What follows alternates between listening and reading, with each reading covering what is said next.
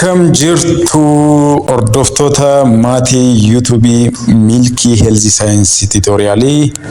Ammas kunoo barnoota keenya paartii 9ffaadhaan walitti deebineerraa.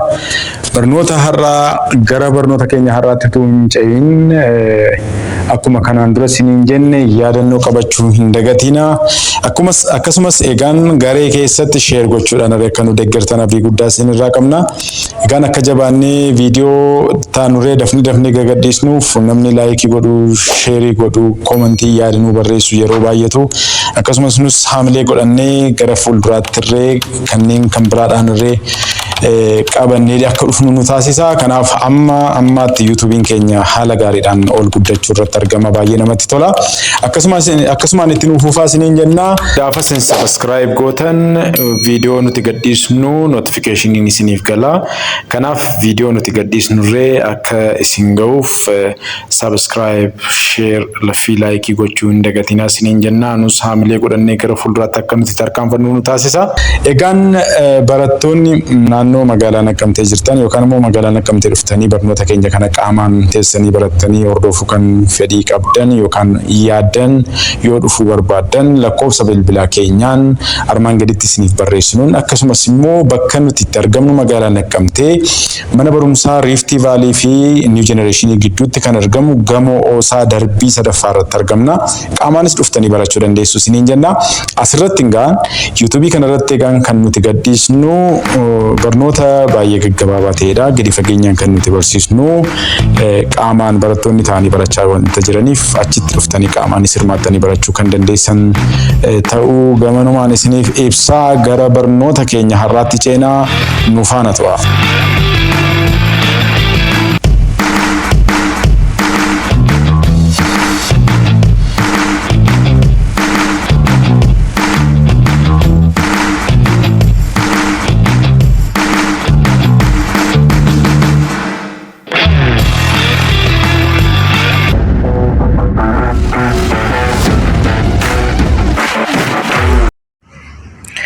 Akkam jirtu hordoftoota maatii Milkii Heelzii Saayinsii Tiitoriyaalii. Har'as qormaata kan biraadhaan kunoo deebi'ee dhufee jira. Qormaatni har'a nuti ilaallu immoo dhimma sirna hargansuu yookaan respiratory tract irrattidha kan inni fuuleffatu. Egaan qormaatni kun qormaata isin ilaalaa jirtan kun sooshaal miidiyaa irratti ni deemu. Kan isiniif jedhee buusedha irratti mari'anna jedhee isinitti agarsiisuuf jedhee kan daawunlood godheedha. Egaan qormaanni kun Juunii bara 2016 kan barattoonni qoramanidha. Egaan isa barreeffamni kun gatee argamuu hin dandeenyee fi gara PowerPoint akkasitti isinii qayyareera. Innis akkas jedha. An emergency physician type an endotracheal intubation for 23-year-old female patient presented with apnea. After unsuccessful trial of intubation, he transferred her to emergency operating theater for tracheotomy. For what patient? The patient problem is this most likely indicative. An emergency physician tried an emergency physician tried an endotracheal intubation for 23-year-old female patient presented with apnea. After unsuccessful trial of intubation, the physician transferred her to emergency operating theater for tracheotomy. For what patient problem is this most likely indicative? Okay, kanaaf egaa namni kun emergency dha. Keezii emergency dhaan dhufee nama umriin waggaa 23 dha. Shamarranidha. Umrii bukkee saala bukkee rakkoon hin jiru. Garoos bukkee rakkootu jira. Apnea jechuun sirni hargansuu nama sanaa already waayyuu hin jiru jechuudha. Qilleensa baasee geessaa hin jiru jechuudha apnea jechuuni. So apnea gaafa jennuudha cessation of breathing jechuudha. Definition isaa sirni hargansuu qilleensa oksijiinii geessaa hin jiru, kaarboon daayoksayidii baasaa hin jiru jechuudha apnea gaafa jennu. Kanaaf egaa after unsuccessful trial namoonni kun egaa yaalanii nama kana endotracheal intubation gashuuf jedhanii baay'ee yaalanii dadhabanii isa booda gara kamitti rifarii godhanii nama kana kutaa emergency itti ergee kutaa operation itti erganiini kutaa operating theater for tracheotomy jedhanii kutaa OR itti erganii jechuudha akka emergency itti jechuudha. Kanaaf jedha gaaffiin kun kan inni gaafachaa jiru for what patient problem is this most likely indicative tracheostomy indicative kan inni ta'u eenyuufidha. Mee tokko tokkoon haa ilaallu gaas bukkeetti akkuma kanan dura jechaa turre scenario tokko erga ilaallee booda filannoo kan immoo tokko discuss gochuun baay'ee barbaachisaadha. As bukkeetti garuu kanan irra qabadee dhufee sirna hargansuu anaatomii isaa beekuu qabna. Waa'ee tracheotomy yookaan tracheostomy kana beekuudhaaf waa'ee endotracheal intubation kana beekuudhaaf waa'ee laryngeal cancer, upper airway, lower airway, vocal injury warroota kana jedhan kana salphaamatti deebisuuf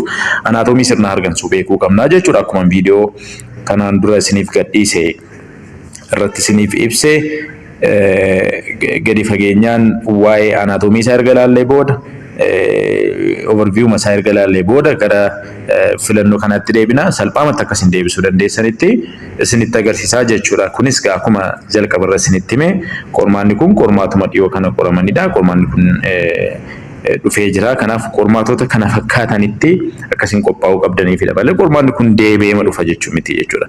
Qormaatota akkaataa isaanitti gaafatan kana bartanii kan akkasiin deebisuu dandeessaniifidha.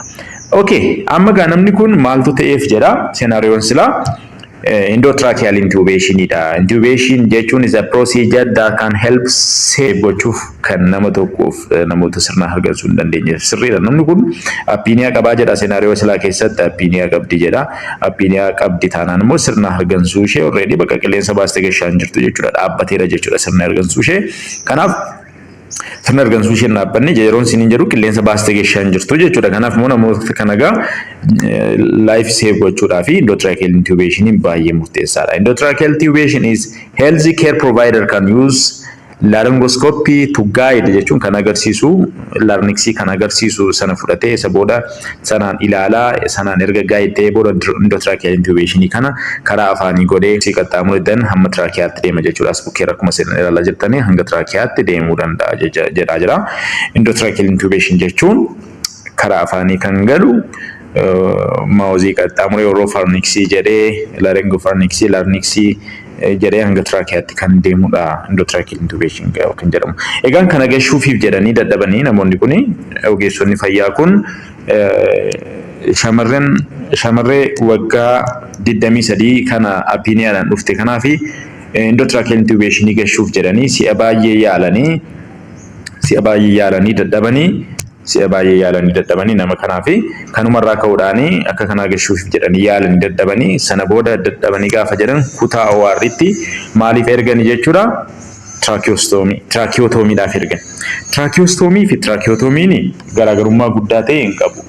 Tracheotomy jechuun openingii masaa banuu jechuudha. Tracheostomy jechuun immoo tuubboo sana gashanii long termiidhaaf namni sun achumarraan qilleensa baasee akka inni gashuuf kan galudha. Tracheostomy kan gaafa jennu. Tracheotomy gaafa jennu immoo banuu jechuudha karaa trachea akkamitti maalidha kan jedhu immoo hin ilaalla jechuudha gadi fageenyaani.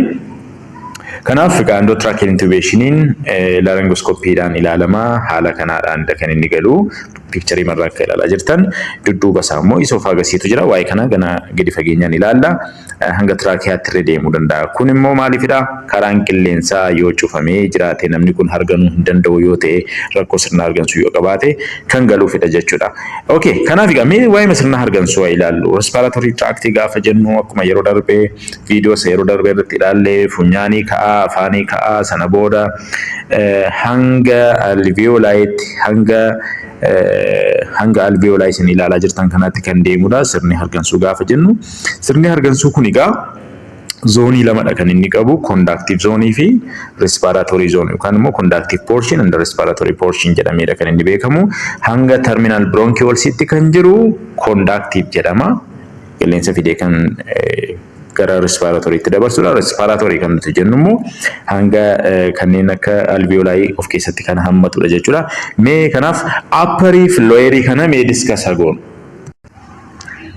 Egaan scenario keessaati filannoon inni jalqabaa laryngeal cancer dha.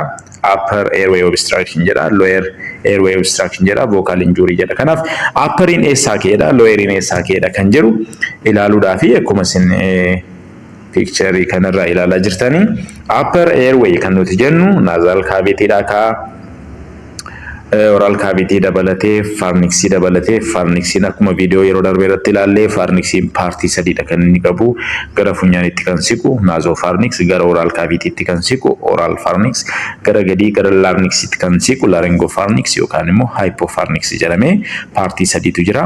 Kanaaf larynxiidhaatii ka'ee gara oliitti kan jiru kuni maal jedhame waamama? Upper respiratory tract jedhama.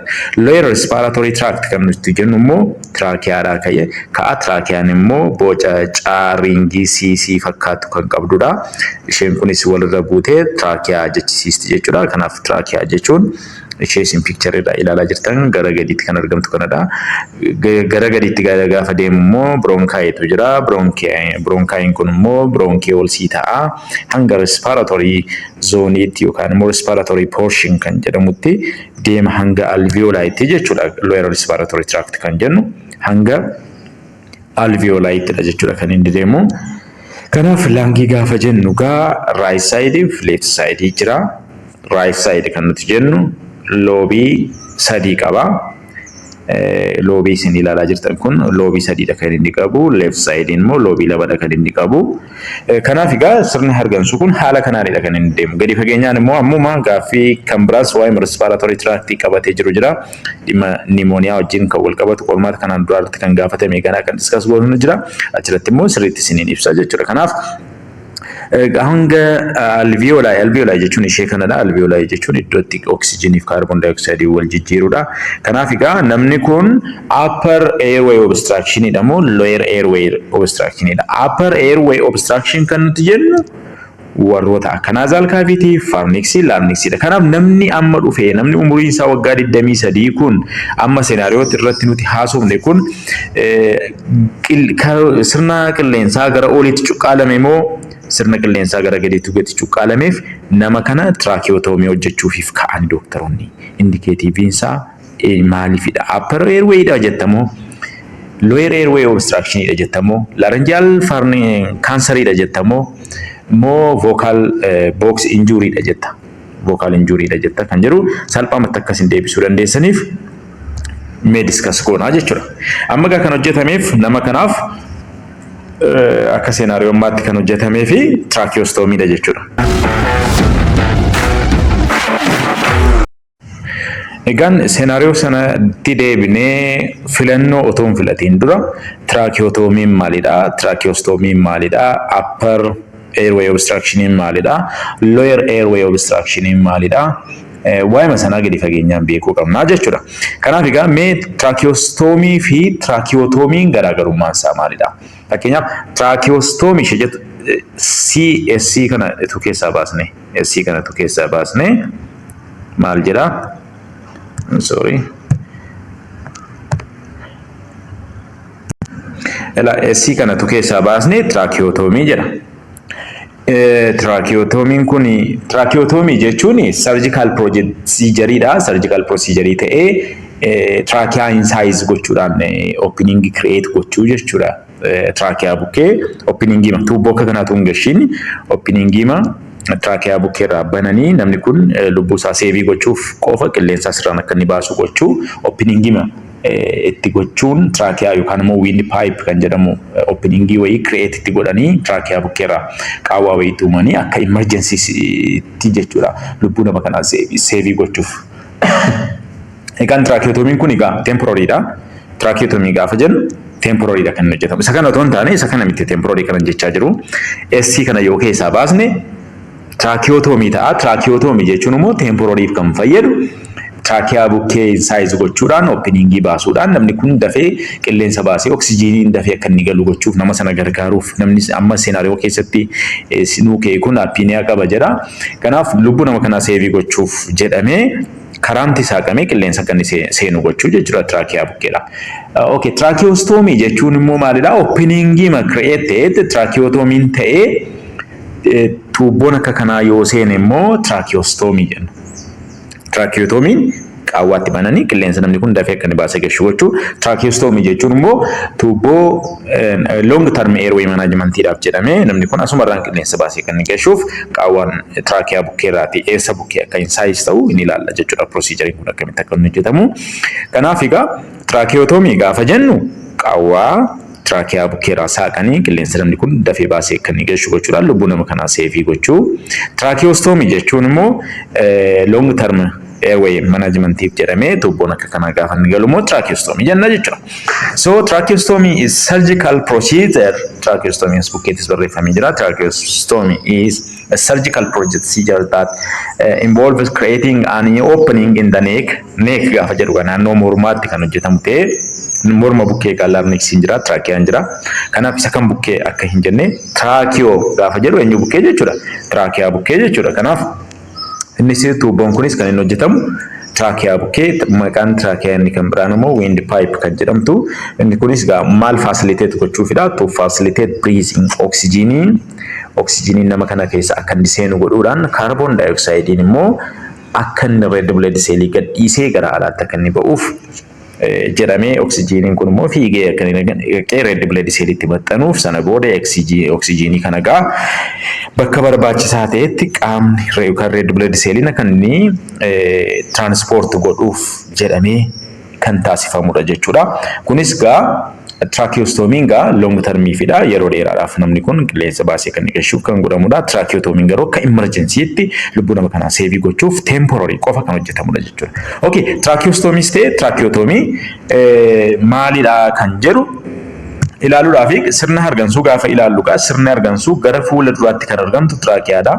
Gara fuula duraatti kan argamu trachea larynxidha yookaan immoo sirni hargansuu gara fuula duraatti kan inni argamu.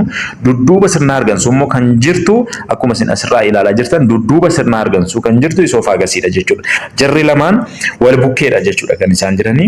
Kanaaf yeroo baay'ee namni as bukkeetti gaafanni nyaata liqimsuu asiiti larynxii gara fuula duraatti kan dhiibee darbu. Kanaaf egaa larynxii jechuun Adam's apple kan jedhamtu yookaan gara fuula duraatti baatee kan argamtu morma jalaa isheedha larynxii jechuuni. Trachea jechuun immoo boca caacaa kan qabdu akka kanaa jechuudha. Trachea jechuun ishee kanadha jechuudha.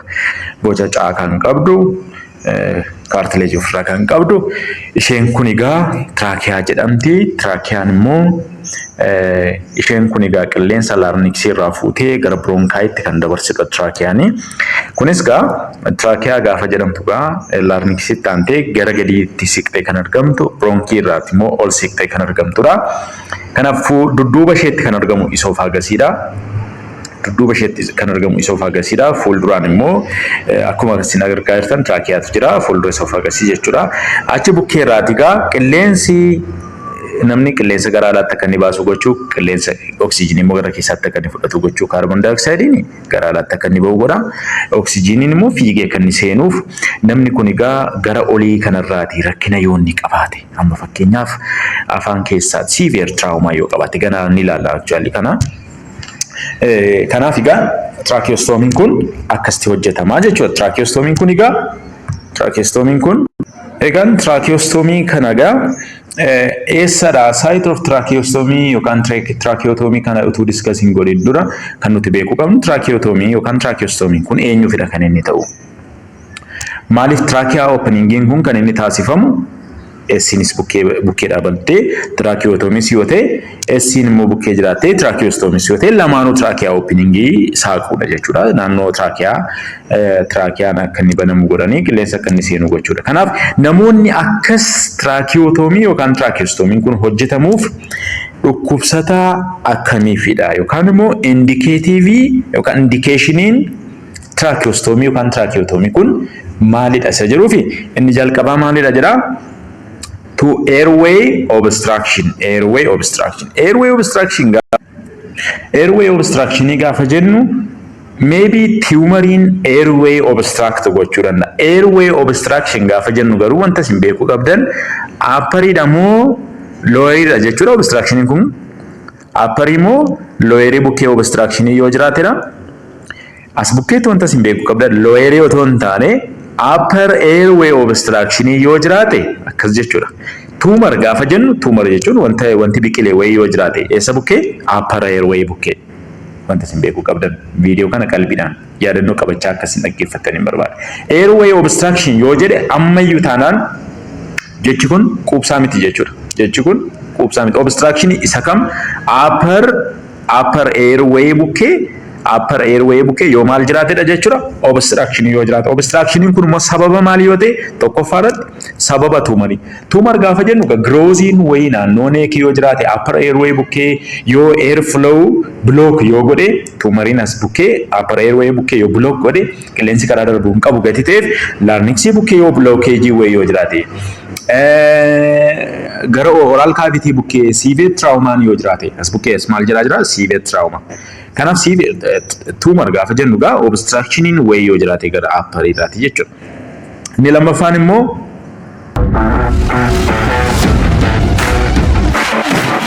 tolega inni lammaffaan immoo severe trauma jedha. Severe trauma jechuun namni kun rakkoomti hamaa injuriin wayii yoo irra geerate eessa bukkee feesii bukkee neekii bukkee yoo airway compromise godhaa jira ta'e traumaan kun fakkeenyaaf amma namni tokko picture isaa irratti deebi'een isinitti agarsiisa.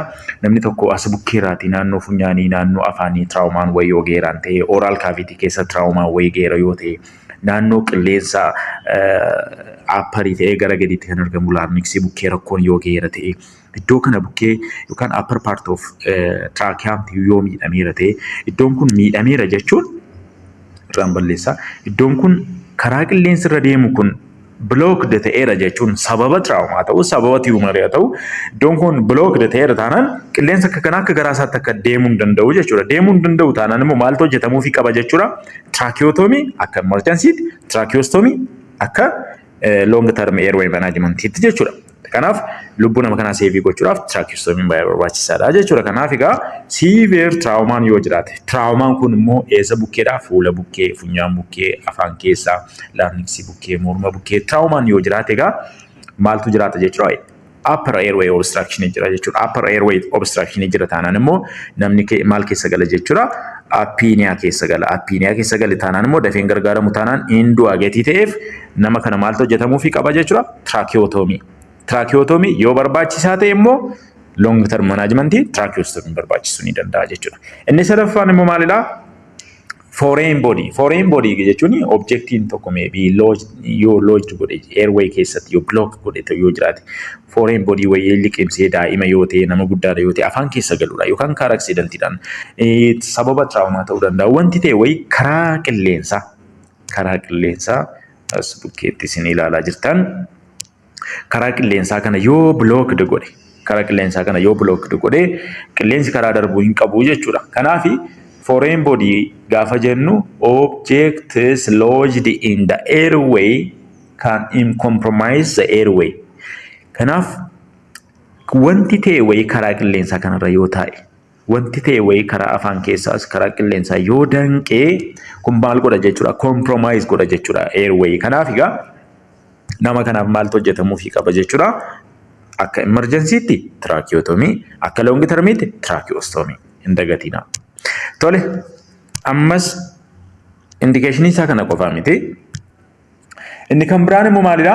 Severe respiratory failure yoo jiraate. Severe respiratory failure gaafa jennu secretioniin afaan dhukkubsataa keessa guutuudhaan severe as bukkeetti. Severe respiratory failure yoo jiraate kanneen akka fakkeenyaaf amma COPD fa'aadha yoo ta'e chronic obstructive pulmonary disease qaba yoo ta'e namni kuni secretioniin upper respiratory tract keessa garmalee block godhe yoo jiraate namni kun sababa acute respiratory distress syndrome maybe qilleensi ba'ee galuu yoo dadhabe sababa pneumoniaas ta'uu danda'a sababa bronchial asthma ta'uu danda'a dhangala'aan kamiyyuu upper respiratory tract keessatti garmalee walitti qabamuudhaan severe respiratory failure fidaa jira ta'ee jennaan akka emergencytti tracheotomy hin barbaachisa akka long termitti tracheostomy hin barbaachisa jechuudha. Inni itti aanu immoo inability to protect the airway gaafa jennu gaa patientiin keenya maybe unconscious yoo ta'e reflexonni adda addaa yoo hin jiran ta'e risk of aspiration jira yoo ta'e airway protect gochuu hin danda'u yoo ta'e kanneen akka neurologic deficit yoo qabaate namni kuni stroke faadha yoo ta'e namni kun maybe yeroo tokko tracheotomy barbaachisuu danda'a, tracheostomy barbaachisuu danda'a jechuudha. Inni guddaan immoo maalidha? Upper airway dysfunction. Kun egaa upper airway dysfunction maybe severe obstructive ta'uu danda'a, laryngeal edema ta'uu danda'a, maybe larynxin akkuma sila picture irraa isinitti agarsiise akkuma kanaa jechuudha. Upper airway gaafa jennu larynxidha ol iddoon kun yoo obstructed ta'e nama kana lubbuu isaa seevii gochuudhaaf akka emergencytti tracheotomy barbaachisaadha. Akka long term tracheostomy barbaachisaadha jechuudha. Lamaan isaa garuu opening iddoo kana bananii namni kun dafee qilleensa asirraan baasee akka inni gashu gochuudhaan lubbuu nama kanaa seevii gochuun danda'ama jechuudha. Kanaaf egaa inni ittaanu maalidha jechuudha? Upper airway obstruction yoo jiraate, dysfunction yoo jiraate, sirriitti hojii hojjechuu yoo dadhabe upper airway kanneen akka nose, oral cavity keessa rakkoo yoo jiraate, larynx keessa rakkoo yoo jiraate, pharynx keessa rakkoo yoo jiraate nama kanaaf egaa tracheotomy barbaachisuu danda'a. Facial and neck injury naannoo mormaa maybe temporaries ta'uu danda'a akka permanentitti. Surgical procedure kun rakkoo sirna hargansuudhaan gahee jiru yoo jiraate gaheen ga'a jedhamee yoo shakkame maybe yeroo tokko tracheotomy barbaachisuu danda'a, tracheostomy barbaachisuu danda'a jechuudha. Inni ittaanu immoo pediatrics indicationidha akkuma tokkuma danne actually. Gaafa jedhu maybe daa'imni tokko congenital anomalyidhaan yoo dhalatan fiduu danda'a getitee fi pediatrics indication ittiin dhalatan yoo ta'e daa'imni kun rakkooma congenital anomalyidhaan yoo dhalatan ta'e maybe gaa yeroo tokko permanent kan ta'e tracheotomy barbaachisuu ni danda'a. Lubbuu namaa immoo akka emergencytti seevii gochuudhaaf immoo tracheotomy barbaachisaadha jechuudha. Chronic condition yoo jiraate, chronic respiratory yaalamee dadhabamee rakkoo upper respiratory tract keessa chronic condition wayii qabaate namni tokko qorichi laatamee fi kanneen amma fakkeenyaaf tuumarii ta'ee, traumaa ta'ee, qilleensa baasee gashuu yoo dadhabe namni kun irra kan ture yoo ta'e baay'ee kiroonikii kan yoo ta'e yeroo tokko tracheotomy barbaachisuu danda'a, tracheostomy barbaachisuu danda'a jechuudha. Kanaaf ammas nu faana ta'a isiniin jennaa amma immoo mee gara filannoo sanaatti ceenaa. Filannoon sun immoo maal jedhaa? Een maal jedhaa? Laryngeal cancer jedha. Laryngeal cancer jechuun immoo kaansariin gaa maybe as bukkeetti yoo biqile ammas bukkeetti akka seenaariyoo kanaatti seenaariyoochi yoo dhaqnee ilaalle maalidha kan inni jalaa jiru? Een maal jedhaa jira? Laryngeal cancer jedha. Laryngeal cancer. Kaansarii larynxii jechuudha. As bukkeedha maal jedha? For what patient problem is the most likely indicative? Namni barbaachisu as bukkeetti tracheotomy kun eenyuufidha kan inni ta'uu qabu? Laryngeal cancer. Kaansarii qabataanaan kaansariidha gaafa jedhamu amma apiniyaa hin fidu. Kanaaf suuta jedheedha kan inni fidu. Kanaaf laryngeal cancer jechuun immoo suuta jedhee kan guddatudha. Kanaaf suuta jecha sirna hargansuu miidhaa kan deemudha gati ta'eef akka emergencytti kaansarii kana apiniyaa qaba jedhamee tracheotomy kutaa emergency gashuun hin barbaachisu jechuudha. Kanaaf kaansarii laryngeal cancer jechuun akkasuma laryngeal cancerii magatti qabaateef namni tokko tracheotomy hojjechiifamuuf yookaan tracheostomy hojjechiifamuuf jechuudha. Sababiin isaa laryngeal cancerii ta'ee guddatee karaa sirna hargansuu blookii godha yoo ta'e sirriidhaan barbaachisaadha. Garuu filannoon opshiniin jiru maal jedha? Laryngeal cancerii qofaa gati ta'eef tracheotomy hin barbaachisan, tracheostomy barbaachisuu ni danda'a. Kanaaf mee hin deebina, seenaariyoo keenyatti hin deebina, gara deebisaatti hin deebina. Upper airway obstruction. Upper airway obstruction kan jennu obstructionii naannoo funyaan bukkee, oral cavity bukkee, oral nasopharynx, oropharynx, laryngopharynx yookaan hypopharynx, larynx, upper trachea namoonni iddoon kun egaa yoo blocked ta'ee maaltu barbaachisa jedha? Upper airway obstruction sirna hargansuu gara olii jechuun immoo nooziidhaa ka'ee hanga larynxiitti akkuma sinsila ilaalaa turtan upper airway jedhamu gati ta'ee fi iddoo sana yoo obstructioniin jiraate obstructioniin kun immoo sababa tuumarii ta'uu danda'a, severe trauma ta'uu danda'a. akkuma sila isin jechaa ture maybe foreign body achi keessatti cuqqaalamuu danda'u cuqqaalamanii jennaan immoo sirna hargansuuf danqaa ta'u qilleensi ba'uu kaarboon daayoksaayidiin ba'uu danda'u oksijiiniin galuu danda'u kanaaf apniyaa fiduu danda'a jechuudha. Kanaaf upper airway mee hin deemina gaa caan immoo maal jedha lower airway jechuun immoo traakiyaadhaa kaasee hanga respiratory alveoli ittidha. Alveoli warra dhumarratti argamanitti traakiyaadhaa gadi kan jiran hundi isaanii lower respiratory tract jedhamu. Kanaaf lower respiratory tract yoo cuqqaalame gararraadha muruun maaliifidha kan barbaachisu deebina sattisi. Okay, inni daanimmoo maal jedha vocal cord injury yookaan immoo larynxiin yoo madoofte. Larynxiin yoo madoofte qilleensa baastee hin gashitu blocked hin goone yooti hin injured taate malee madoofte malee hin cuqqaalamne. Kanaaf vocal cordiin naannoo larynxii bukkee injury yoo madaan wayii yoo jiraate hanga madaan jiraatetti qilleensi ba'ee hin galataadhaan homaa rakkina tokko hin qabu jechuudha. Saayitii surgical procedure itti hojjetamu akkuma sila jenne indication isa erga discuss goone tracheostomiin yeroo dheeraaf kan barbaachisu tracheotomiin temporary kan ta'e tracheotomii gaafa jennu opening trachea bukkeedhaa banuu jennee discuss goone raga. Amma immoo iddoo kamiinidha kan inni hojjetamu kan jedhuu fi procedure kana hojjechuuf dura gaa procedure kana tracheotomii asa ta'u tracheostomii hojjetiin dura dhukkubsataan supine positionidha ciisuu qaba jedha. Supine positionii ta'e neck extend ta'uu qaba jedha. Yoo barbaachisaa ta'e maateriyaaliin hundumtuu erga dhufee booda eessa bukkeedha antiseptikiin barbaachisuu danda'a eeriyaa sana qulqulleessuudhaaf eeriyaa insaayis ta'u sana qulqulleessuudhaaf antiseptikiin hin barbaachisaa. Egaan eessa bukkeedha kan inni insaayis ta'uu qabu horizontaalidha. Horizontaalii gaafa jennu gaas bukkee dalgada kan inni muramu sababiin isaa isheen gara olitti argamtu kun kaartileejonni kun jabina gatii qabaniif miidhaanis gatii irra ga'uu danda'uuf kan isaan muramuu qabanii kaartileejii lamaan gidduudha jedha. Kanaaf egaa bakka isaan insaayis ta'uu qabanii second and third ring of the trachea approximately 1 to 2 cm dha. Akkuma isin picture irraa ilaalaa jirtan.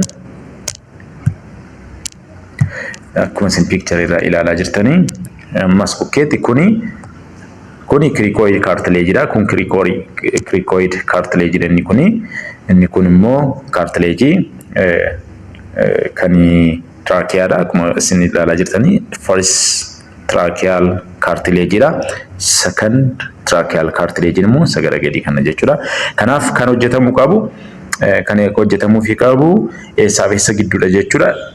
Lammaffaaf sadaffaa gidduu iddoo kana insaayis godhanii iddoo kana irraa muruudhaan namoonni procedure kana hojjechuu danda'an egaa namoota callisee otoo hin taane namoota leenjii qaban namoota skillii qabanii experience ta'anii kan hojjetamu malee qualified health care professional dhaan malee namoota erga hojjechuu hin danda'u procedure kana.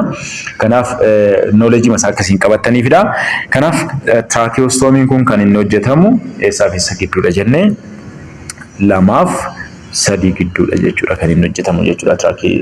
Site of tracheostomy yookaan tracheotomiin kun kan inni hojjetamu 2-3 gidduudha. The second and the third ring of the trachea approximately 1 to 2 cm dha kan inni insaayis ta'u. Kanaaf egaa naannoo insaayis ta'u kana immoo tishuun akka daameej hin taane eeriyaa sana baay'ee eeggachuu qabdu jedha. Kanaaf yeroo tokko immoo dhiiguu danda'a gatii ta'eef baay'ee eeggachuunis barbaachisaadha. Karuma kana immoo qilleensi seenuus immoo danda'a. Pneumothoraxis fiduu danda'a. Injuuriin dhufuu danda'a. To the surrounding structure dhufuu danda'a gatii ta'eef yeroo procedure kun hojjetamu emergency resuscitation equipmentiin procedure kana duukaa deemuu qaba jechuudha. Kanaaf namni kamiyyuu procedure kana gaafa hojjechuuf jedhu emergency resuscitation equipment baattatee procedure kana hojjechuu qaba jedha guideline. Kanaaf bleeding dhufuu danda'a. Tishuun naannoo akkuma isin picture irraa ilaaltan tishuun naannoo kana jiran madaa'uu danda'u, dhiiguu danda'u, qilleensi seenuu danda'a. Pneumothorax dhukkubsatatti dhufuu danda'a. Kanaaf lubbuu nama kanaa seevii gochuudhaaf irra emergency resuscitation equipment kutaa iddoo procedure kun itti hojjetamutti dhiyaatee taa'uu qaba lubbuu nama kanaa seevii gochuudhaaf. Okay, kanaaf tracheostomy ta'u tracheotomy procedure kan inni hojjetamu lamaaf sadii gidduudha jechuudha. Traakiyaal kaartileejii lamaaf sadii gidduudha. Dalgadha kan inni muramu. Akkas godhamee lubbuu namaa seevii gochuun hin danda'ama jedha. Tole egaa amma gara seenaariyoo keenyaatti deebinaa. Tole egaa gara seenaariyoo keenyaatti gaafa deebinu irraan balleesse isinitti deebi'a. An emergency physician dooktarii emergency keezii treat gochuu danda'udha gaa namni kun egaa baay'ee dadhabee endotracheal intubation gochuudhaa fi nama umurii waggaa 23 kanaa fi isheenis gaa apniyaa qabdi. Apniyaa gaafa jennu immoo breathingin hin jiru. Kanaaf egaa after unsuccessful trial namni kun egaa baay'ee mayaalanii bakka galma ga'uuf didee lubbuu ishee seevii gochuudhaaf qilleensi endotracheal intubation kana hojjechuu dadhabanii sana booda gara kamitti erganii rifarii godhaniini kan isaanii transfer godhanii klientii kana gara OR ittidha jechuudha. Gara OR itti gaafa geessan immoo sababiin isaa maalifidha? Tracheotomiifidha. As bukkeetti baay'isee seenaariyoo kana hundumaa kan inni haasaa jiruu fi maal gaafachuu barbaadedha? Indications of tracheotomy gaafachuu barbaadedha. Waan biraa miti. Nama umurii waggaa 23 dooktariin akkas godhee dadhabee kutaa warri gashanii inni kun hundumti isaa tracheotomy ishee jettu kana bareechuuf jedhamee warroota itti naanna'anidha malee kan gaafatamaa jiru indications of tracheotomydha. Kan gaafatamaa jirtan. Kanaaf warroonni gararraadha emergency dha umurii waggaa 23 dhaan endotracheal dhaan jedhu amma kanatti agarsiistuu miti jechuudha. Kanaaf yeroo kamitti utaanaan ijoon dubbiin eessa bukkee jirti? Ijoon dubbii eessa bukkee jirti? Qilleensa baastee geessan jirtu intalli kun shamarri kun. Kanaaf tracheotomy hojjechuufidha. Indication isaa maalidha? Tokko laryngeal cancer. Kaanseriin kun block godheera hin jedhu. Karaa qilleensaa kana danqeera jedha. Kaanseriidha jedha malee danqeera hin jedhu. Kaanseriin laarniksii jiraachuun qofaan tracheotomiin hojjechiisu. Kanaaf amma hin danqinetti kaanserii bichaa jiraachuun tracheotomiin hojjechiisu jechuudha. Kana kuffisnee dabarraa kun deebiin ta'u. B. Upper airway obstruction. Oral cavity bukkee, nasal cavity bukkee, pharynxii bira, larynxii bira obstructioniin wayii yoo jiraate sirriidha. Maaltu barbaachisa? Tracheotomiitu barbaachisa. Tracheotomiitu barbaachisa jechuun immoo tracheostomiinis yeroo itti barbaachisu jiraachuu danda'a jechuudha. Kanaaf egaa blocked ta'ee jira. Airwayin blocked ta'ee jira. Lower airwayidhaaf akkamittiin tracheotomiin hojjetamaaf? Lower airway jechuun tracheadha gadi jechuudha. Trachea, bronchi, bronchiolsi, respiratory bronchiolsi, alveoli warroota jedhaman jechuudha. Isaan bukkeedhaati obstructioniin jiraate maal gochuuf gararraadha urta? Maal gochuuf gararraadha? Trachea insize goota. Karaan afaanii yoo saaqamaadha. Karaan afaanii yoo argame wayyuu dhukkubsataan godhu. Karaan funyaanii karaa afaanii qilleensa baasee yoo geesse hin wayyuu. Trachea bukkee insize gootee gochuu baatte qilleensa baay'ee galaa jiraati. Lower airway bichaa bukkeedhaati obstruction jiraatinaan tracheotomiin hin barbaachisu. Lower airway gaafa jennu tracheadha gadi jechuudha. Kanaaf trachea gadi obstruction jiraate trachea bukkee maaliif muruun barbaachisa? Amma akkoo qilleensi karaa afaanii ba'uu dide. Qilleensi karaa funyaanii karaa afaanii ba'ee galuu dide. Kanaafidha kan trachea bukkeedhaati garri olii erga blocked ta'eeti bukkeedhaati. Garri olii kun qilleensa dabarsuu gatii dideef as bukkee muranii qilleensi asumarraan seenee asumarraan akka deebi'ee ba'uufidha. Eessa bukkee erga dhaqee booda laangii bira erga dhaqee booda asumarraan ba'ee gala jechuudha. Asumarraan ba'ee gala jechuudha. Karaa eessatti cufame jechuudha. Karaan noozii bukkeerraa, oral cavity biraa, pharynxii biraa, larynxii biraa blocked ta'eera jechuudha. Kanaaf achi bukkee danqaatu jira jettee qilleensa asumarraan ba'ee galu lubbuu nama kanaa seefi gochuudhaaf. Kanaaf loyer gaafa jennu immoo laangii bukkeerraati trachea biraa gara gadii bronchasii bronchiolsii keessa obstruction jiraate maal gochuuf gararraa kutta? Kan blocked ta'e ko gararraadha. Kanaaf gajjallaasaadha kan dhattee insize gochuu qabdu. Kanaaf egaa tracheaan immoo gara gadii upper respiratory tract itti gadi argamtuuf ishee insize gochuudhaan dhukkubsataan kun akkuma isin picture irra ilaalaa jirtan kana sirni hargansuusaa inni gara olii gadi rakkoo godhateef gajjallaamaan asumarraan ba'a asumarraan deebi'ee kan inni galu gochuu jechuudha. Asumarraan ba'a asumarraan deebi'ee gala jechuudha. Kaarboon daayoksaayidiin hin ba'a oksijiiniin hin gala. Kaarboon daayoksaayidiin hin ba'a oksijiiniin hin gala. Akka funyaanii akka afaaniitti tajaajiltiifi jechuudha isheen kun. Kanaaf karaama kana qilleensa baasee geeshata jechuudha namni kuni. Kanaaf tracheostomies kan inni barbaachisu upper airway obstruction qofa irrattidha. Lower airway obstruction irratti hin barbaachisu. Vocal injury bukkeettis yoo mallaaqni bukkee injury hin jiraate hamma sirna hargansuu hin danqinetti tracheotomy hin barbaachisu, tracheostomies hin barbaachisu jechuudha. Kanaaf deebiin inni sirriin maalidha jechuudha? Upper airway obstruction idha. Deebii sirriin kanadha. Nu faana ta'a ammas gaaffii biraa walitti deebina.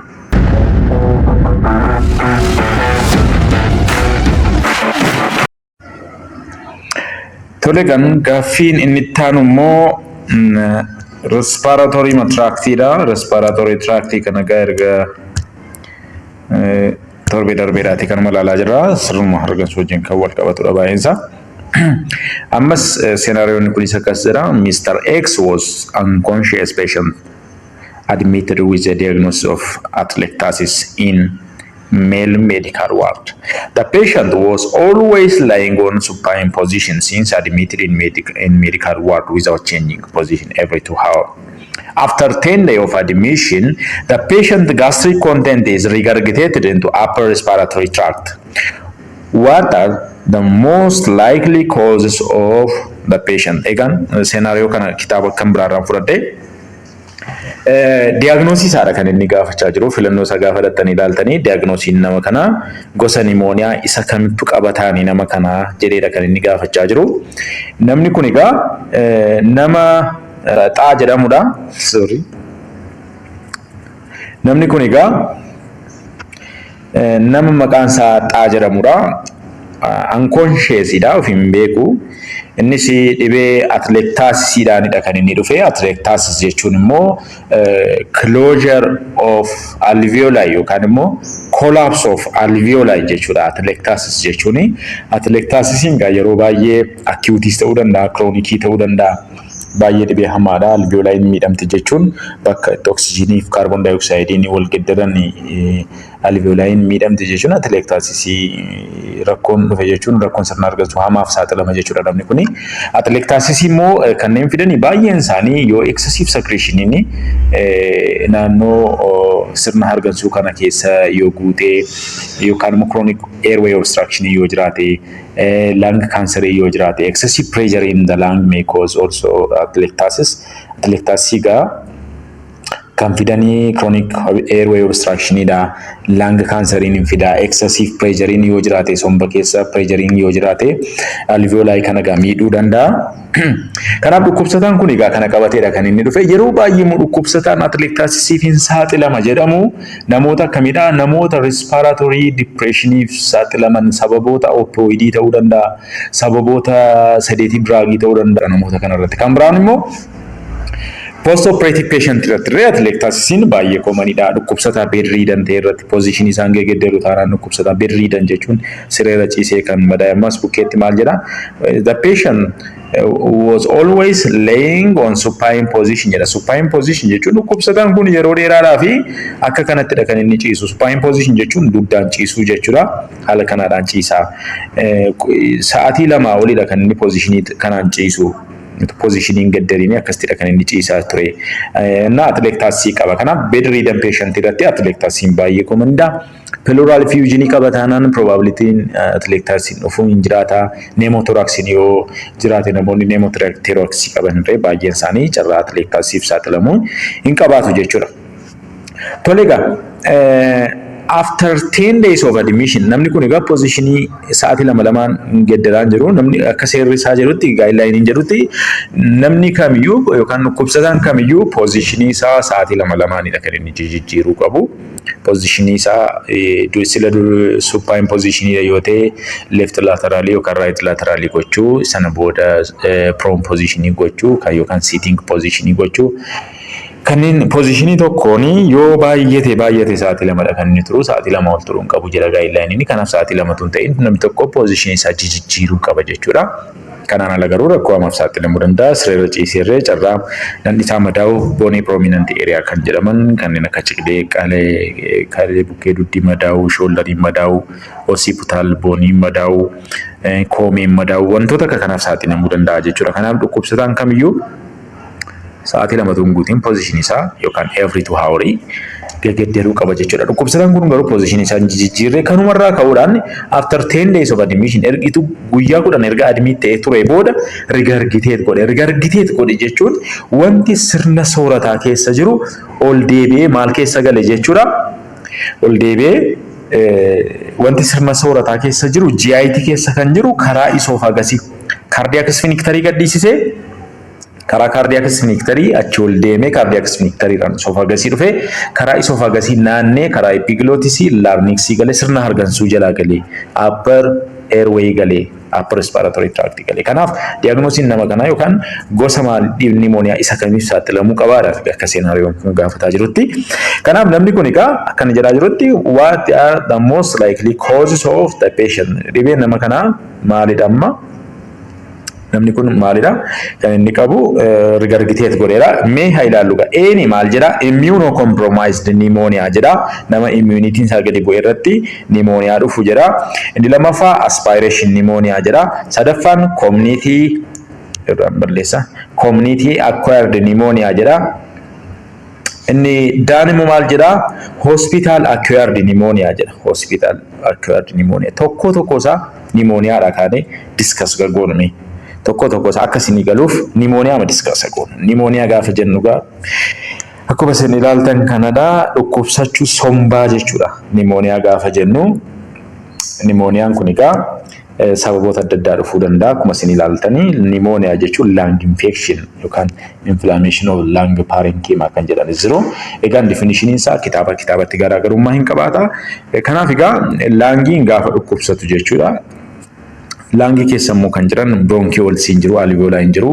Isaanirree faana gaafa dhukkubsatan jechuudha. Namni kun egaa rakkoo sirna hargansuuf saaxilamaa jechuudha. Innis mild irraa ta'ee hamma seriousitti rakkoo hamaaf nama saaxiluu danda'a jechuudha. Okay. Pneumonia otoo hin ilaalin dura gaa pneumoniaamti classification adda addaadhaanidha kan isaan classify godhanii garuu amma kutaa pneumonia isa tokko qofa irrattidha. Sababiin isaa choice keessa kan jiru immunocompromised pneumonia, aspiration pneumonia, hospital acquired pneumonia fi community acquired pneumonia dhageettitee fi isaanuma qofaadha kan nuti discuss goonu jechuudha.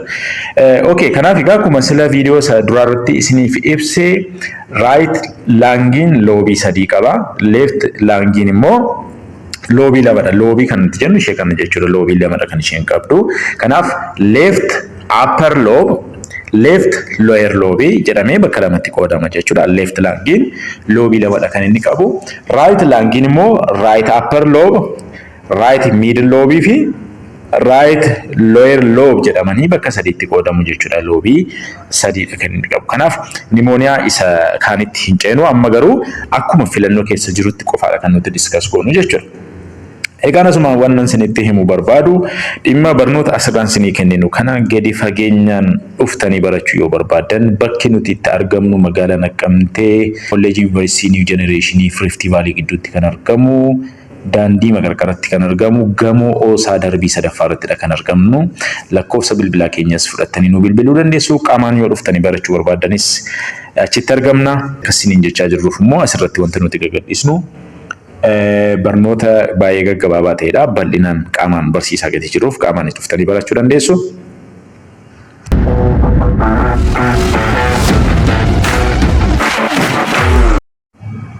Tole egaa pneumoniaan sababa maaliidha kan inni dhufu? Pneumonia is caused by various microorganisms. Microorganismoota baay'eedhaan dhufuu danda'a pneumoniaan. Pneumoniaan ni jalqaba baakteeriyaadha. Baay'ee common kan ta'e baakteeriyaadha. Baakteeriyaadha. Kan biraan vaayirasiinis fiduu danda'a, paarasaayitiin fiduu dandeessi, fangasiin fiduu dandeessi. Mee kan baakteeriyaa vaayirasii warroota kaanii discuss goona. Mee an paarasaayitii haa ilaallu. Paarasaayitiin akkamitti pneumoniyaa fiddi? Namoota baay'eef gaaffii ta'uu danda'a. Sababiin isaa paarasaayitiin wanta warra vaayirasii baakteeriyaa wajjin gaafa wal bukkee qabne ilaallu saayiziin isaanii guddaa fakkaata. Kanaaf immoo akkamittiin sirna hargansuu kan isaan naqan. As bukkeeraatii maybe miila jalaan galuudhaanii miila jalaan erga galanii booda immoo venous circulation qabatanii veeniidhaan baatamanii kallattii maadheessa dhaquu danda'u jechuudha. Veeniidhaan baatamanii inferior vena cavaadhaan dhaqanii eessa keessa galuu danda'u jechuudha. Right atriumii hertii dhaqu jechuudha. Right atriumiin hertii immoo gara kamitti dabarsiti dhiiga? Right ventricleetti dabarsiti. Parasaayitiin kun duukaa baatamee deemaa jira jechuudha. Right ventricleen kun immoo dhiigni akka qulqullaa'uuf immoo gara kamitti erga jechuudha? Gara sombaatti ergaa jechuudha. Onneen dhiigni akka qulqullaa'uuf gara sombaatti ergiti. Somba gaafa dhaqan egaa dhiigni somba kan geessu immoo pulmonary artery kan jedhamu. Pulmonary artery as bukkeerraa ilaalaa jirtan. Pulmonary artery kun egaa dhiiga fuudhee gara laangiitti dhaqa. Gara laangiitti dhaqa. Laangiin immoo kaarboon daayoksaayiid achi keessa jiru erga baasee booda oksijiinii itti godhee deebisee immoo gara eessaatti fida jechuudha? Gara left atrium, left ventricle jecha aortaadhaan immoo pump ta'a jechuudha. Yeroo kana egaa isheen dhiigni qulqullaa'uuf gaafa gara sombaa dhaqu parasaayitiin kun yookaan helmintikiin kun duukaa baatamtee gara sombaa dhaquu dandeessi jechuudha. Naannoo sombaa dhaqxee immoo maal fiduu dandeessi jechuudha? Nimooniyaa fiduu dandeessi. Kanaaf parasaayitiin kun kana qofaadhaan miti small intestine keessa erga ta'anii booda portal veiniidhaan baatamanii gara hertii dhaqanii hertiidhaan dhiigni qulqullaa'uuf gara laangiitti gaafa ergamu gara laangii dhaqanii laangii keessaatti rakkoo uumanii darbaniirree dhufanii immoo karaa isoofagasii ammas naanna'anii dhufanii gadi seenanii sanumaan small intestine keessatti adaaltiirree ta'uu danda'u jechuudha. Large intestine keessarree kan jiraatanirree baay'eetu jira jechuudha. Kanaaf parasaayitiin haala kanaanidha kan inni fidu. As bukkeetti gaafa fangasiin baay'ee koomanii miti baay'ee koomanii warroonni ta'an warroota kana lamaanidha jechuudha. Tole egaa nimooniyaa kana erga jenneeti taayipii isaa haa ilaallu. Clinical classification of pneumonia kan nuti ilaallu. Classificationii adda addaa baay'eetu jira. Isaan keessaa garuu filannoon keenya warruma kana dhagati ta'eef filannoo keessa kan jiru warra afranii kana dhagati ta'eef warra kana qofaadha kan nuti diskas goonu jechuudha.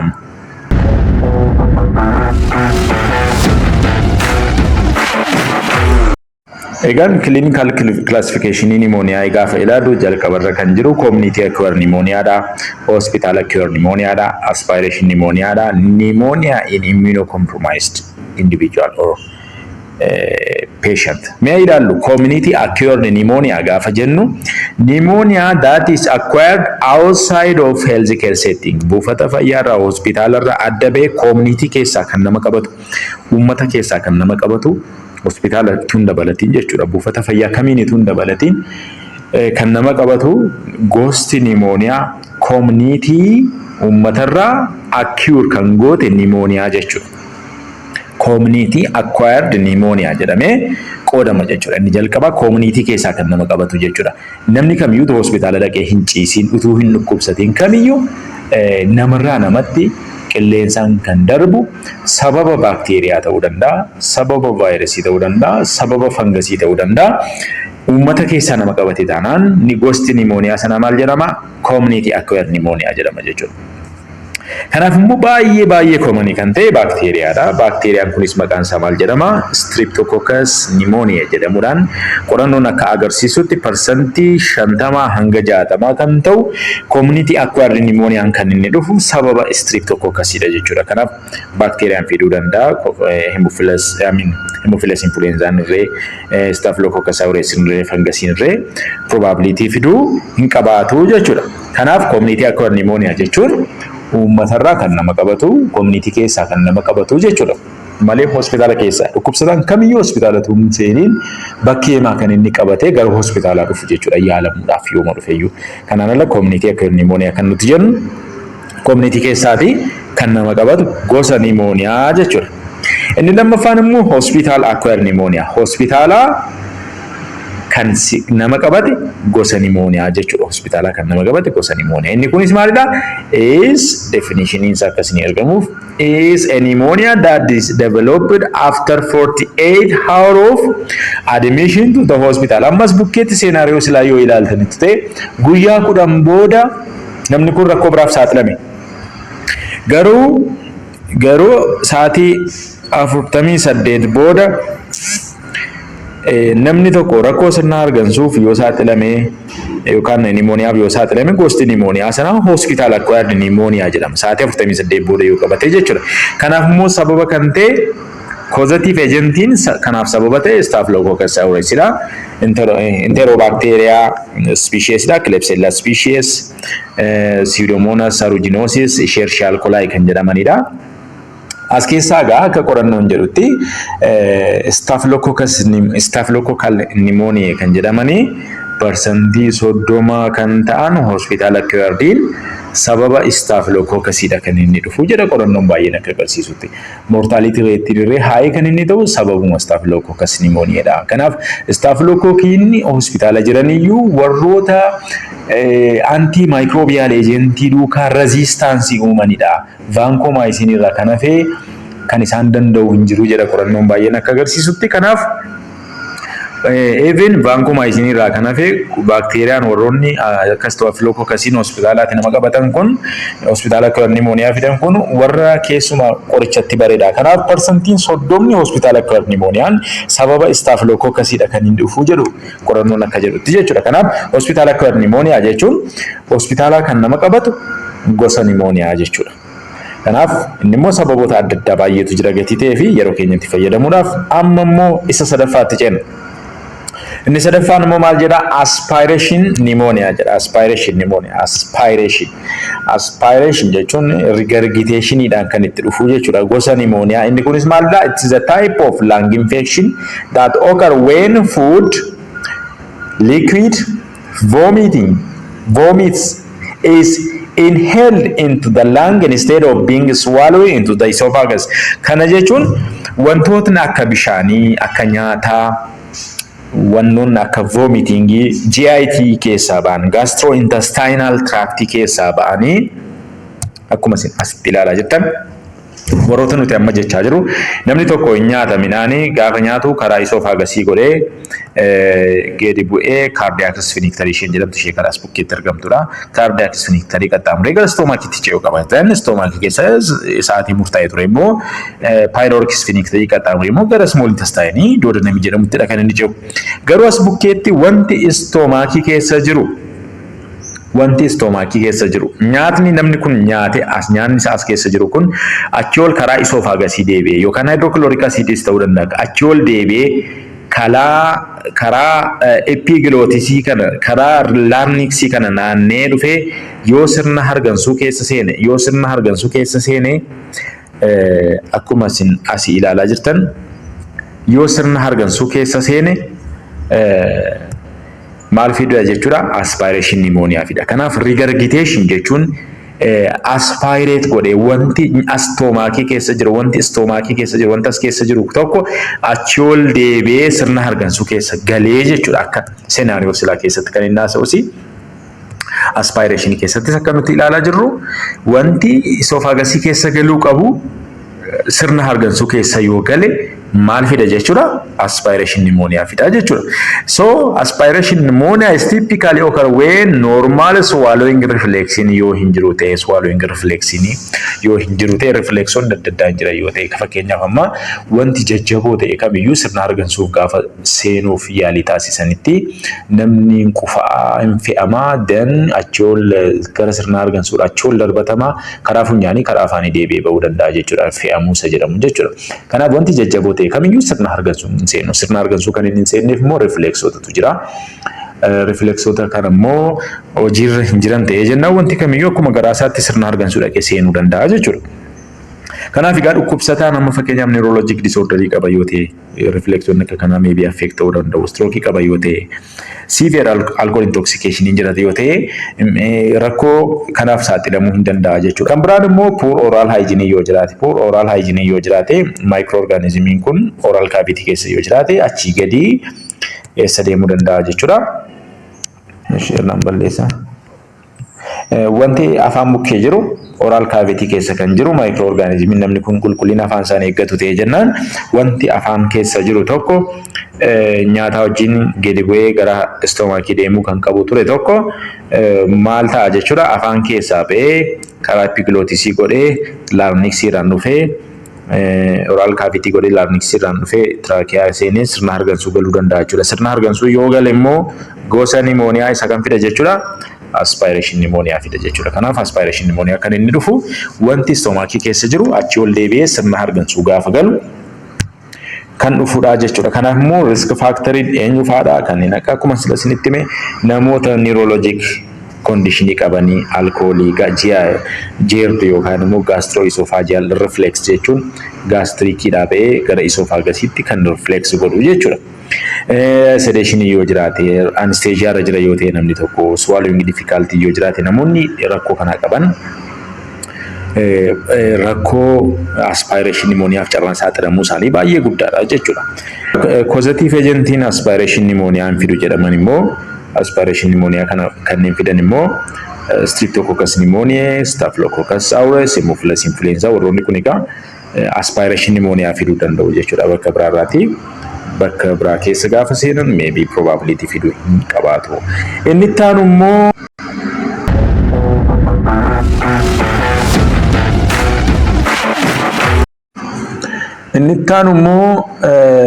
pneumonia in immunocompromised patient jedha. Slide korraacha ol siqee jira. Sorry. Gajjalaadhaan argama gati ta'ee fi ishee kana jechuudha. Pneumonia in immunocompromised. Immunity isaa kan gadi bu'e. Immunity isaa bacteria loluu kan hin dandeenye, microorganismii loluu kan hin dandeenye, ofirraa ittisuu kan hin dandeenye, nama qaamni isaa dhukkuba ofirraa ittisuu hin dandeenye. Pneumonia namoota akka kanaa jechuudha. Refers to lung infections that occur in individual whose immune system are weakened, making them more susceptible to infection. Namoota kana gaa immunity isaanii baay'ee dadhabaadha ta'e jennaan they are susceptible for infection. Baay'ee saaxilamoodha jechuudha dhibeedhaa fi kanaaf egaa immunity kana immoo suppress kan godhu akka inni dadhabu kan godhu eenyu faadha. Inni jalqaba maalidha? Medical condition. Medical condition gaafa jennu dhibee baay'eetu jira. Medical condition gaafa jennu dhibee nama sanaa dhibee akkamiyyoo qabaatedha namni kun kan inni rakkoo kanaaf saaxilamuu danda'u. Fakkeenyaaf dhukkubsataan kun HIV dhukkubsata yoo ta'e immunity isaa gadi bu'aadha. Autoimmune disease qaba yoo ta'e namni kun baay'ee saaxilamaadha. Kanneen akka kaanserii qaba yoo ta'e baay'ee saaxilamaadha. Dhibee sukkaaraa qaba yoo ta'e type 1 haa ta'u type 2 haa ta'u lamaan isaa keessaa tokko qabatee jennaan immune functioning impaired ta'uu danda'a gati namni kun medically immunity isaa affected ta'a jechuudha. Kan biraan chronic kidney disease qaba yoo ta'e namni tokko dhibee rakkoo kalee qaba taanaan hidda dhiigaa keessatti kan baay'atu tooksikiidha. Tooksikiin baay'ata taanaan immoo immune cellii irratti rakkoo geessisuu danda'a gati ta'ee fi medical conditioning jechuudha. Chronic liver disease qaba taanaanis akkasuma immunity isaa miidhamaa deema. Malnutrition yoo jiraate malnutrition irree even namni tokko nyaata madaalawaa nyaatu ta'e jennaani immunity isaa gadi bu'aadha kan inni deemu. Spleen isaa muramtee baate yoo ta'e spleen immoo immune cellii mature gochuu keessatti immoo gahee guddaadha kan isheen qabdu gati ta'e. Immunity kan inni impaired ta'u spleen muramee ba'e yoo ta'e spleen waan isheen oomishtu sirrii jechuun sirriitti maachuu gochaa hin jirtu yoo ta'e immune seelota adda addaa. Kanaaf rakkoon spileenii biratti jira ta'e jennaanii splenectomy yoo jiraate hyposplenism yoo jiraate namni kun immunity isaa baay'ee suppressed ta'a jechuudha. Genetically disorder adda addaa yoo qabaate immunity maachuu wal qabate. Dhugaa inni lammaffaarratti argamu immoo medication gaafa jennu medication baay'eetu jira. Medication akkas godha medicationota baay'eetu jiru kan isaan keessaa tokko immunosuppressive medicationidha. Medication ilaallu. Medication that impair the immune function. Immune function hojii immunity warroota akka sirriimatti hojiin hojjenne godhanii immunity gadi kan buusan tokkoffaarratti maalidha jennee medical condition. Lammaffaarratti immoo medication namni sun fayyadamurree baay'ee immunity nama sanarree gadi buusuu danda'u. Isaan keessaa tokko immunosuppressive medication. Immunity warroota gadi buusan. Isaan immoo immunosuppressive jala kan jiru eenyu faadha. Ilaalu. Immunosuppressive jala kan jiru tokko corticosteroid lammaffaarratti immoo calcium urine inhibitoridha. Antimetabolites jedha. Mee tokko ne ilaallu corticosteroid qoricha akka paridansilonii steroid warroota qaban jechuudha. Calcium urine inhibitor warroonni jedhaman immoo kanneen akka cyclosporine tacrolimus isaan kun egaa yeroo tokko akka rejection hin jiraanne orgaaniin erga transplant ta'e booda kalsiniuriin nabiitar warroonni jedhaman kuni kanneen akka saayikolosporiin takroolimas warroonni jedhaman kuni egaa namni tokko orgaanii erga tiraansplaanta ta'ee fi booda akka rijeekshiniin hin jiraanneef jedhamee qoricha ajajamuudha. Garuu alkallattii immoo immuunitii maal gochuu danda'a jechuudha, dikriis gochuu danda'a. Kanaaf qorichi kun egaa namni yeroo dheeraa fudhatee immuunitiin isaa gadi bu'aadha jechuudha. Antimetabolaayitisiinis azatiyoopriniin akkuma kana gareema antimetabolaayitisi jalatti kan argamudha. Inni kunis DNA sinteesisii nebiit godha. Immune seelii affeekt gochuu danda'a. Qorichoonni kun egaa yeroo tokko tokko kaanserii firree jedhamanii yeroo itti ajajaman jiraata. Inni ittaanu egaa inni as bukkeedha immoo kan biraan immoo keemooteraappii. Keemooteraappii gaafa jennu immoo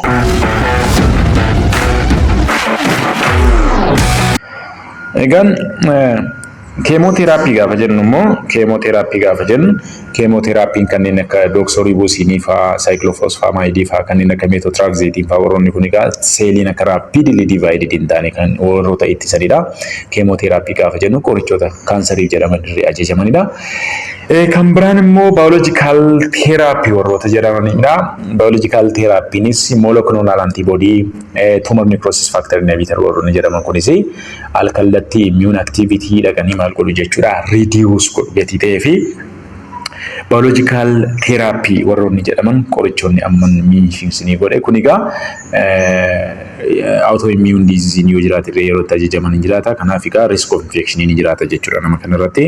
Kanaaf egaa immunitiin gadi bu'aa deema. Inni ittaanu maalidha jechuudha, radiation therapy. Radiation therapy'n akkuma sila jenne even medicationin tokko kaansariin maal godha jenne immunity gadi buusaa deemti, seelota jiran fixaa gadi deemuu fi kaansariin jira taanaan immoo immunity nama sanaa gadi bu'a. Kaansariif jedhamee qorichoonni ajajaman baay'een isaanis immunity fuudhanii maal godhu jechuudha, baay'ee gadi buusu. Kanaaf raadiyeeshinii yeroo tokko tokko kaansariin akka du'uuf kaansarii sana treat gochuudhaaf jedhamee ajajamuu danda'a. Garuu alkallattii boommaaruu maal gochuu danda'a, damage gochuu danda'a. Boommaaruu keessatti immoo immune seeliitu achi keessatti produce ta'a. Kun immoo maal godha jechuudha, immune function dhaqee maal godha akka miidhuu danda'a jechuudha. Kanaaf egaa raadiyeeshiniin seelota miidhuu danda'a, boommaarus damage gochuu danda'a gatii ta'ee fi raadiyeeshin teraappiin irree warroota immunity gadi buusan keessaati tokkodha jechuudha. Transplantation procedure irree kanaaf transplantation procedure jechuun procedure kanatu akkas godha yoo ta'u hin taane transplantation gaafa jiraatu organ rejection maybe jiraachuu danda'a gatii ta'ee fi rejectioniif jedhamee qoricha ajajamu immoo dhaqee maal godha jechuudha, immune function kana maal godha jechuudha, miidhaa irraa gahaa gatii ta'ee fi medication kun egaa maal gochuu danda'a jechuudha, immunity nama sanaa baay'ee gadi buusuu danda'a gatii ta'ee fi qoricha kana fudhataa jira taanaan namni kun alkallattii nimooniyaaf carraa saaxilamuu hin qabaata jechuudha. As bukkeetti causative agentiin parsantiin 50 maalidha jedha, opportunisticidha jedha. Nimooniyaa gosa kamiidha kan haasa'aa jirru? Pneumonia in immunocompromised patient kan haasa'aa jirru kanadha. Isa afuraffaarratti argamu jechuudha. Inni jalqabaa maalidha? Community acquired pneumonia. Lammaffaa hospital acquired pneumonia. Sadaffaa aspiration pneumonia. Afuraffaan pneumonia in immunocompromised. Immunitiin isaanii warroota gadi bu'e irratti pneumonia baay'ee community. Kanaaf maal jedha as bukkeeraati? Parsantiin 50 opportunisticidha. Maal jechuudha? Dhukkuboota akka carraa dhufanii namoota sana miidhanidha. Sababa immunitiin isaanii gadi bu'eedha. Dhukkuboonni kun kan pneumoniyaatti fidan malee namni kun pneumoniyaaf hin saaxilamu turedha. Kanaaf opportunisticidha jechuun namoota microorganismii carraa eeggatanii nama miidhani jechuudha. Kanaaf opportunisticidha. Immunitiin isaa gadi bu'eera gatii ta'ee fi microorganismii rakkoo fiduu hin dandeenyetu nama sana irratti rakkina fida jechuudha. Isaan keessaa tokko pneumocystic kidney pneumonia kan jedhamu, PCP'n baay'ee commonidha. Kan biraan immoo cytomegalovirus virus kan jedhaman. Warroonni kun pneumonia in immunocompromised patientidhaan pneumonia fiduudhaan baay'ee beekamudha jechuudha. Pneumocystic kidney pneumonia and cytomegalovirus virus. Warroonni kun baay'ee pneumonia in immunocompromised fiduudhaan baay'ee dirreedha jechuudha. Kanaaf causative agentiin kana maal jedhama jechuudha, opportunistic jedhama. Warroota akka carraa eeggatanii namatti ka'anidha malee dhibee fiduu warra danda'an miti jechuudha. Mee senaariyoo keenyatti haa deebinu gaa. Amma gaa deebiin ifa baateetti amma salphaamatti deebisuu dandeessu. salphaamatti deebisuu dandeessu. Mr. X was unconscious patient admitted with diagnosis of atelectasis or closure or collapse of alveoli in male medical ward. The patient was always laying on supine position. Erga dhufee ciiseeti dhukkubsataan kun duddumaadha kan inni ciisaa jiru. Even sa'aatii lamaan kan gaddaruun hin jiru. Guyyaa 10 akkasitti ciisaa ture jechuudha. Guyyaa 10 booda garuu maal agarsiise? Gastric contentii stomaakii keessa jiru. Nyaata namni kun nyaatetu normal flora stomaakii keessa jiru. Hydrochloric acid stomaakii keessa jirutu achi ol regurgitate godhee achi ol deebi'ee upper respiratory tract galee. Maalitti fida nama kanatti? Dhibeen kun maalitti fida? Immunocompromised. Akka sila jennetti immunocompromised pneumonia gaafa jennu nama immunitiin isaa gadi bu'ee irratti pneumonia fiduudhaan kan beekamu opportunistic jedhama. Opportunistic jedhaman malee garuu species etiologiin pneumonia in immunocompromised eenyudha jenne pneumocystic carni pneumonia and cytomegalovirus virus jenna. Kanaaf namoonni kun hospitaala dhaqanis hospitaala ala jiraatanis carraasaan pneumoniaadhaaf saaxilamuu isaanii baay'ee guddaadha. Immunity isaanii gadi bu'ee jennaani jechuudha. Garuu bukkeerra waa'ee immunity kanaa sa'u jira. Scenario kana keessatti waa'ee immunity kanaa sa'u jira hin jiru. Kanaaf inni kun deebiin ta'uu jechuudha. Aspiration pneumonia. Aspiration pneumonia jedha. Aspiration jechuun immoo aspirate gochuu, regurgitate gochuu jechuudha Ingiliffa biraadhaan. Dudduuba deebi'uu maaltu wanti stomaakii keessa jiru gastric contentiin nyaata namni nyaate vomitii fluidii haa ta'uu foodii haa ta'uu wanti kamiyyuu wanti stomaakii keessa gale achi ol deebi'ee karaa epiglottisii larynxii godhee trachea godhee bronchii ol si deemee respiratory galuunsaa maal fiduu danda'a jechuudha? Aspiration pneumonia fiduu danda'a. Deebiin inni sirrii maalidha? Bidha jechuudha. Caamaaf hin ta'u, siimaaf hin ta'u, community acute pneumonia jechuudha. CAP jechuun kuni community acute pneumonia. Community keessaadha.